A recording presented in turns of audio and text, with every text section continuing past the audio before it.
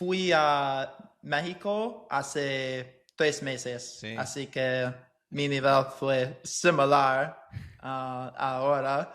Y sí, fue súper gratificante después como 200 horas de clases para hablar español más en la vida real. Sí. tremendo. Mira, justamente te iba a preguntar porque Ricardo, nuestro amigo Ricardo, me mandó una foto, ¿no? Me mandó una foto. Sí, sí, Ah, no, sí. el genio, mi amigo Eric.